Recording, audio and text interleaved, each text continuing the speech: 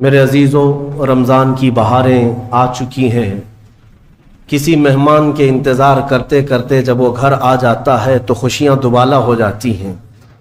یہ اللہ تعالیٰ کا کتنا بڑا کرم و احسان ہے کہ رجب سے ہم دعا کرتے رہتے ہیں کہ اے اللہ رجب و شعبان میں برکت دے دے اور رمضان تک ہماری زندگی کو پہنچا دے، اور رب تعالیٰ نے آپ سب کی سن لیا اور رمضان آپ سب کو دے دیا۔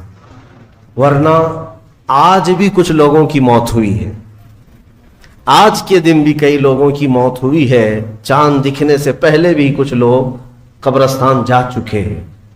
وجہ یہ ہے کہ وہ رجب بھی پا لیے، شعبان بھی پا لیے، مگر ان کی زندگی میں اس سال کا رمضان نہیں لکھا ہوا تھا، اور جسے رمضان مل گیا اللہ کا ایک اور احسان اس کے ساتھ ہے۔ لہٰذا اے سنی مسلمانوں، اس کی قدر کرو، اسے ہلکے میں نہ لو۔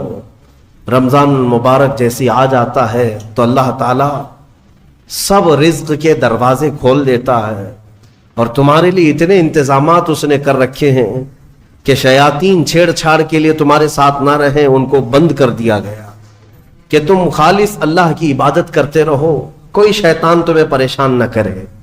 اسی لیے تو قید کر کے رکھا گیا شیطانوں کو، جب تک عید کا چاند نظر نہیں آئے گا کوئی شیطان نہیں اترے گا۔ میرے عزیزو، اللہ تعالیٰ نے تمہارے لیے انتظامات اتنے کیے، یہاں تک کہ حدیث رسول ہے، میرے آقا فرماتے ہیں قیامت کے دن رمضان اور قرآن جس کی حمایت میں کھڑے ہو گئے اس سے جنت میں جانا واجب ہو جائے گا، جس کی یہ شفاعت کر دیں رمضان اور قرآن۔ اور ساتھ میں میرے آقا صلی اللہ علیہ وسلم نے یہ بھی فرمایا، یاد رکھو رمضان اور قرآن جس کے خلاف کھڑے ہو گئے تو پھر اس کو دوزخ میں جانا واجب ہو جائے گا۔ اللہم اجعل القرآن حجتا لنا لا حجتا علینا، اے اللہ قرآن کو ہمارے لیے سفارشی بنا، مددگار بنا، ہمارے خلاف مقدمہ کرنے والا نہ بنا۔ آج رمضان المبارک کی جو خصوصیات ہے وہ تراویح کی شکل میں ہمیں ملی ہے۔ بہت سارے لوگوں کو ایسا لگتا ہے کہ 20 رکعت ہے، لمبی ہے، کون پڑھے گا، پھر پڑھ لیں گے، پھر دیکھ لیں گے۔ جس کے اندر یہ سستی اور کاہلی آئی، یہ علامت میں بتا رہا ہوں آپ کو، علامت حدیث رسول ہے، نماز صرف منافق پر بھاری ہوتی ہے، مومن پر نہیں۔ مومن ہوگا تو نماز میں لذتیں محسوس کرے گا، منافق ہوگا تو اس کے لیے نماز اور بھاری ہوگی۔ ارے امام صاحب اتنی لمبی قرات کرتے ہیں، کھڑے ہیں تو کھڑے ہو گئے، رکوع میں جا ہی نہیں رہے، یہ کس کو بھاری لگتی ہے؟ جس کے اندر نفاق ہو۔ وَإِنَّهَا لَكَبِيرَةٌ إِلَّا عَلَى الْخَاشِعِينَ، آج ہم نے تلاوت بھی کیا ہے اس آیت کو پہلے پارے میں۔ رب تعالیٰ فرماتا ہے یہ اللہ سے خوف کرنے والوں کے لیے نماز بھاری ہو ہی نہیں سکتی، منافقین کے لیے یہ بھاری ہے۔ قرآن میں ان کی صفت بیان کیا اللہ تعالیٰ نے، منافقین جب نماز کے لیے کھڑے بھی ہوتے ہیں، یراؤن الناس، لوگوں کو دکھانے کے لیے کھڑے ہوتے ہیں، اور لوگوں کو دکھانے کے لیے کھڑے ہوتے ہیں، ان کا ایمان نہیں ہوتا کہ اس نماز سے کچھ ملے گا۔ اس لیے اپنی کیٹیگری چیک کرنے کا بھی یہ مہینہ ہے کہ ہم ایمان والوں میں سے ہے کہ منافقین میں سے، کیٹیگری چیک ہو جاتی ہے۔ اس لیے ان کی اس رمضان کی صفوں کو خالی ہرگز ہونے نہ دینا، ورنہ نفاق کا دھبا لگ جائے گا۔ آج دنیا کو ایک بات میں آپ کو بتا دوں، کسی بم سے، میزائل سے، پیٹرول سے اتنا خوف نہیں لگتا جتنا ایک عالم ربانی کی زبان سے ڈر لگتا۔ وجہ یہ ہے کہ دنیا کو پتا ہے کہ سارے بم اتنا کام نہیں کرتے جتنا ایک عالم کی زبان کام کرتی۔ ہاں، میں یہ زبان اس لیے کہ اللہ تعالیٰ ان زبانوں سے امتوں کے دل میں انقلاب پیدا کرتا ہے۔ اللہ تبارک و تعالیٰ ہمیشہ وہ برکت ہمیں عطا فرمائے۔ آج قرآن کی جو تلاوت ہم نے کی ہے وہ سورہ بقرہ، سورہ فاتحہ کے بعد پہلی سورہ قرآن میں سورہ بقرہ ہے۔ سورہ بقرہ سب سے بڑی سورہ ہے قرآن پاک، تقریباً 2.5 پارے پر مشتمل ہے، 280 کے قریب آیات ہیں، اور سورہ بقرہ کی بڑی برکتیں بھی ہیں۔ ایک روایت میں ملتا ہے کہ پورے قرآن کا جو کچھ بھی مضمون ہے اللہ نے وہ سب سورہ بقرہ میں بیان کر دیا۔ پورے قرآن میں جو کچھ بھی ہے وہ سورہ بقرہ میں، اور جو سورہ بقرہ میں ہے وہ سورہ فاتحہ میں، پورا سورہ فاتحہ میں۔ اور اسی کو مولا کائنات علی مرتضیٰ نے فرمایا کہ اگر میں سورہ فاتحہ کی تفسیر لکھنے بیٹھ جاؤں تو 70 اونٹوں کو بوجھل کر سکتا ہوں۔ کیوں؟ اس لیے کہ سورہ فاتحہ ہی قرآن کا نچوڑ ہے، قرآن کا خلاصہ ہے۔ بہت ساری آیتیں ہیں تفسیر بیان کرنے کے لیے، وقت اتنا نہیں ہوتا، مختصر سی چند چیزیں آپ کے سامنے رکھتے ہیں۔ ایک اہم آیت اس میں آئی، میں تفسیر سننے کے پہلے آداب بھی بتا دوں، قرآن پڑھنے کے بھی آداب اور تفسیر سننے کے بھی آداب۔ ظاہر سی بات ہے کچھ آداب وہ ہیں جو ظاہر سے تعلق رکھتے ہیں، وضو سے ہونا چاہیے نماز قرآن پڑھنے کے لیے، لا یمسہ الا المطہرون، اس کو صرف اور صرف پاکیزہ لوگ چھوئیں گے۔ کس کو؟ قرآن پاک۔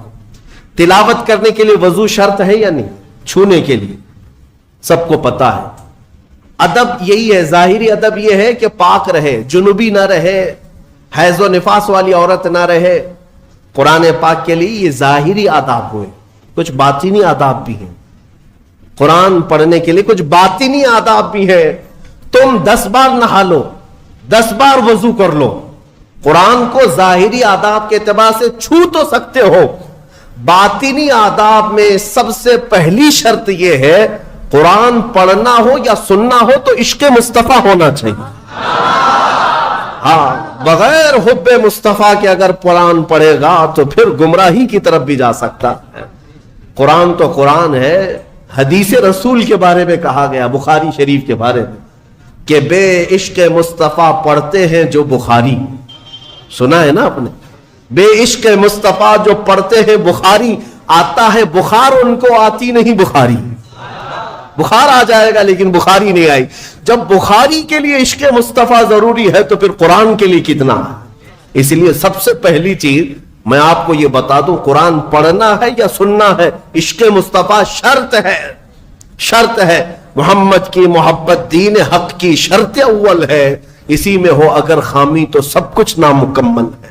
قرآن کی ایک آیت سنا ہوگا نا آپ نے، لقد جاءکم من اللہ نور، قد جاءکم من اللہ نور و کتاب مبین، مشہور آیت ہے۔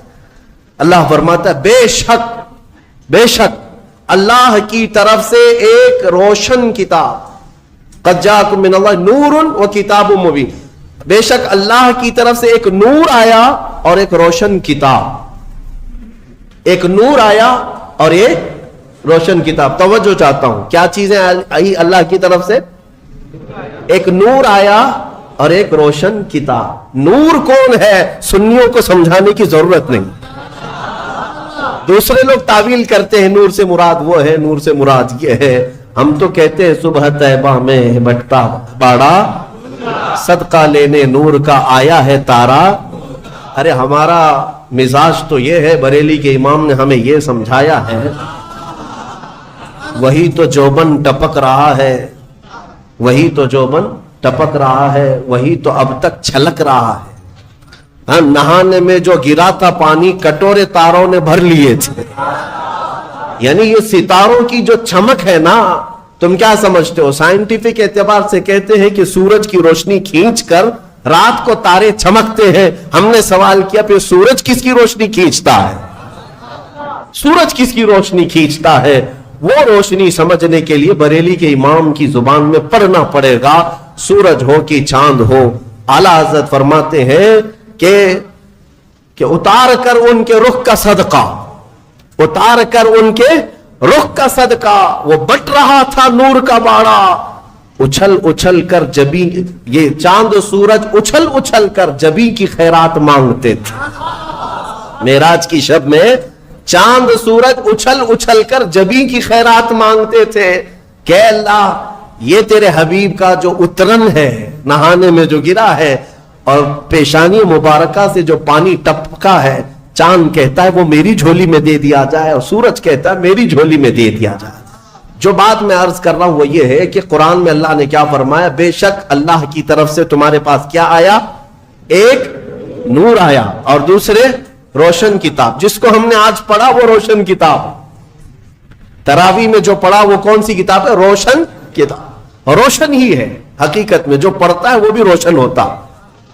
روشن کتاب آئی اور ایک نور آیا، دونوں کا کیا کمبینیشن ہے، دونوں کا کیا تعلق ہے؟ اللہ کی طرف سے ایک نور آیا اور ایک روشن کتاب.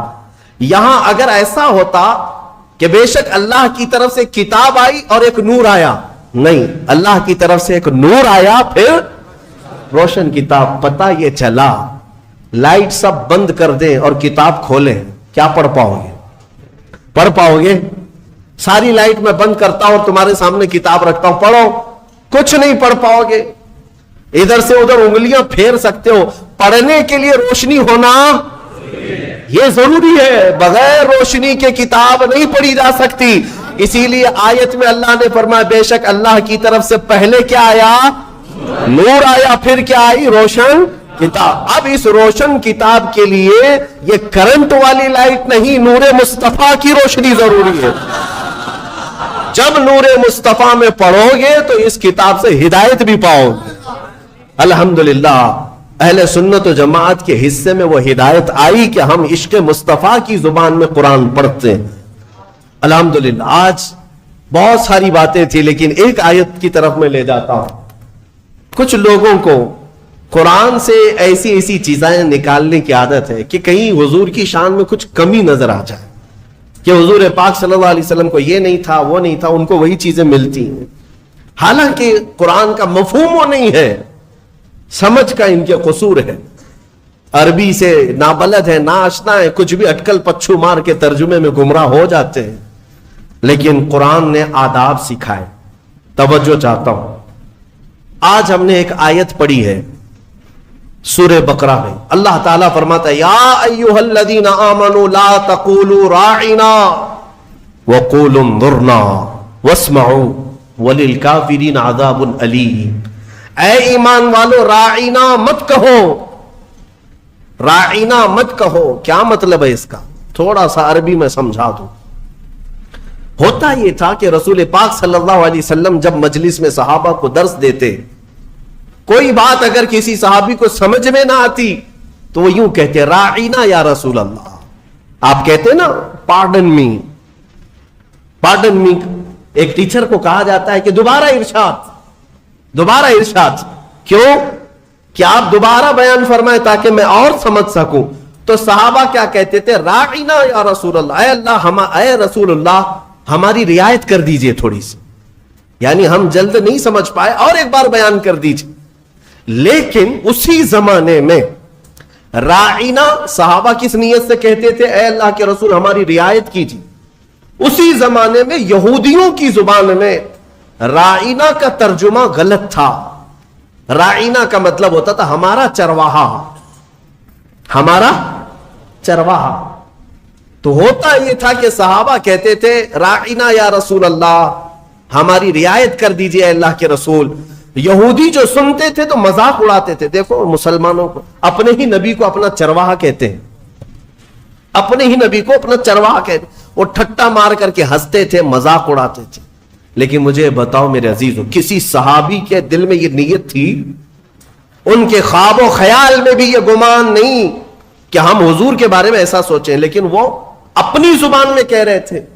لیکن دیکھیں قانون خداوندی کو اللہ نے اس لفظ کو بھی منع کر دیا جس کا معنی کسی بھی زبان میں الگ آ سکتا ہو. وہ جملہ میرے نبی کی شان میں بولا ہی نہ جائے، بولا ہی نہ جائے. اور عام لوگوں کو نہیں، امت میں اگر سب سے اچھے لوگ کوئی تھے تو رسول کے صحابہ تھے. ان کو اللہ نے تنبیہ کرتے ہوئے فرمایا اے ایمان والو آج کے بعد سے راعینا نہ کہو. جب اگر دوبارہ کہنے کی بات آئے حضور کی بارگاہ میں تو کیا کہو؟ اللہ نے وہ بھی سکھایا. کہو وقول انظرنا، یوں کہو نظر کرم فرمائی. اللہ نظر کرم فرمائیے. ایسا لفظ استعمال کرو نبی کی بارگاہ میں جس کا کوئی بھی کوڑھی دوسرا ترجمہ کر بھی نہ سکے. کوئی بھی دل کے کوڑ والا مریض جو گستاخ ہے، بغض رکھتا ہے، عداوت رکھتا ہے، وہ ایسا تصور بھی نہ لا سکے. عزیزان گرامی، صحابہ کو جب یہ تنبیہ کر دی گئی تھی اب ہمارا اور تمہارا حال کیا ہے؟ بعض ایسے لوگ ہیں جو نبی پاک صلی اللہ تعالی علیہ وسلم کے لیے، حضور پاک صلی اللہ تعالی علیہ وسلم کے لیے الفاظ کی ہیرا پھیری کے ساتھ وہ شان رسالت میں تنقیص کرنے کو اور گستاخی کرنے کو یہ سمجھتے ہیں کہ ہم بہت پڑھے لکھے لوگ ہیں، ہم بہت ایجوکیٹڈ لوگ۔ صحابہ کو جب یہ تنبیہ کر دی گئی کہ آپ رائنا نہیں کہیں گے آج کے بعد، اور اتنا ہی نہیں بلکہ آگے یہ بھی تنبیہ کر دیا رب تعالیٰ نے، وَقُولُوا انظُرْنَا وَاسْمَعُوا، یہ کہنے کی ضرورت بھی کیوں آئے گی؟ غور سے سنا کرو، جب نبی بیان کرے تو غور سے سنا کرو۔ صحابہ کو اتنی تنبیہ ہے۔ دوسری آیتیں ہیں سورہ حجرات کی، وہ پڑھیں گے تو عش عش کر جائیں آپ۔ مولا فرماتا ہے لا ترفعوا اصواتکم فوق صوت النبی، تم میں سے کوئی بلند آواز سے نبی کی بارگاہ میں بات بھی نہ کرے۔ صحابہ کو کہا گیا۔ یہ بھی آیت کس کے لیے اتری تھی؟ ایک صحابی تھے جن کو سنائی کم دیتا تھا، حضرت قیس۔ کم سنائی جس کو دیتا ہے نا وہ بلند آواز سے بات کرتا ہے، تجربہ معلوم ہوگا آپ کو۔ جس کو کم سنائی دیتا ہے وہ اونچا بولتا ہے۔ اس صحابی کی عادت تھی، وہ زور سے کہتے تھے یا رسول اللہ آپ نے کیا کہا؟ مولا کو یہ بھی پسند نہیں تھا۔ عتاب نازل فرمایا کہ اگر تم نے بلند آواز سے بات کی میرے نبی کے دربار میں، جتنے اعمال تھے اب کر کے سب ضائع ہو گئے، سب ختم ہو گئے۔ ان تحبط اعمالکم وانتم لا تشعرون، تمہیں گمان بھی نہیں ہوگا، تمہیں پتہ بھی نہیں چلے گا، سارے اعمال ضائع کر دیے جائیں گے۔ اور ایک ادب میں بتاؤں، میرے گھر میں اگر میں آرام کر رہا ہوں، آپ آئیں گے بلانے کے لیے، کیا کریں گے؟ گھر کے باہر سے بیل ہوگی بجائیں گے، دروازے کو دستک دیں گے، یا میرے نام سے پکاریں گے، ہے کیا اندر سو رہے ہیں، کیا کر رہے ہیں؟ پکاریں گے نا، یہی تو ہے، طریقے یہی ہیں پکارنے کے۔ لیکن بارگاہ رسول کے آداب بھی قرآن میں آئے ہیں۔ صحابہ جب گھر پر جائیں رسول کے، کیا کریں؟ وہ اللہ کے رسول کے گھر کے باہر جانا ہو، دستک دیں، پکاریں، کیا کریں؟ اللہ تعالیٰ فرماتا ہے ان الذین ینادونک من وراء الحجرات اکثرهم لا یعقلون۔ اللہ رب فرماتا ہے وہ لوگ بے شک جو نبی کے حجرے کے باہر کھڑے ہو کر کے نبی کو پکارتے ہیں، ان میں سے اکثر لوگ عقل والے نہیں ہیں۔ جو پکارتے ہیں اس میں اکثر لوگ عقل والے نہیں ہیں۔ ارے اندر والے کو بلانے کے لیے کیا کہنا پڑے گا؟ کیا کہنا پڑے گا؟ پکارنا تو یہ ہے، لیکن مولا فرما رہا ہے وہ عقل والے لوگ نہیں ہیں جو حجرے کے باہر کھڑے ہو کر کے حضور کو پکار رہے ہیں۔ تو پھر کیا ہے؟ قرآن سکھاتا ہے وَلَوْ أَنَّهُمْ صَبَرُوا حَتَّى تَخْرُجَ إِلَيْهِمْ لَكَانَ خَيْرًا لَهُمْ۔ رب فرماتا ہے ادب یہ ہے لوگوں کو چاہیے کہ وہ دروازے کے باہر جا کر خاموش کھڑے رہے، میرا رسول خود باہر ہے۔ ارے نادانوں پوچھو، رسول دروازے بند اندر بیٹھ کر باہر کون کھڑا ہے کیسے جانتے ہیں؟ یہی عقیدہ بریلی کے امام نے ہمیں دیا۔ اور کوئی غیب کیا تم سے نہاں ہو بھلا، جب نہ خدا ہی چھپا۔ رسول پاک کو خبر تو ہے کہ دروازے کے باہر کون کھڑا ہے، اسی لیے قرآن کہہ رہا ہے جاؤ تو ہاتھ باندھ کر کھڑے رہو، بس میرا رسول خود ہی باہر ہے۔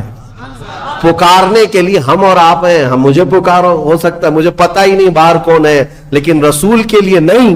ایک صحابی آئے، وہ دعا کرانے کے لیے آئے تھے، گھر سے غریب تھے، تنگ دست تھے، ان کے ماں باپ کا انتقال ہو گیا تھا۔ یہ سوچ کر کے گھر سے نکلے آج میرے والدین کی مغفرت کی دعا کراؤں گا اور میری غریبی دور ہو جائے، تنگ دستی دور ہو جائے، اس کے لیے حضور سے سفارش کروں گا۔ آئے لیکن دیکھا مجمع ایسا حضور کو سمیٹے بیٹھا ہے، بڑے بڑے صحابہ سامنے، ان کو جانے کی ہمت نہیں ہوئی، دور بیٹھے رہ گئے۔ عصر سے مغرب تک انتظار کیا، موقع نہیں ملا۔ مغرب کی اذان ہوئی، نماز کے لیے میرے آقا تشریف لائے۔ نماز کے بعد پھر حضور بیٹھے، لیکن بڑے بڑے صحابہ نے گھیر لیا۔ یہ غریب صحابی تھے، دور کھڑے رہ گئے، کہاں پھلان پھلان کر کے جاؤں گا، پیچھے کھڑے رہے۔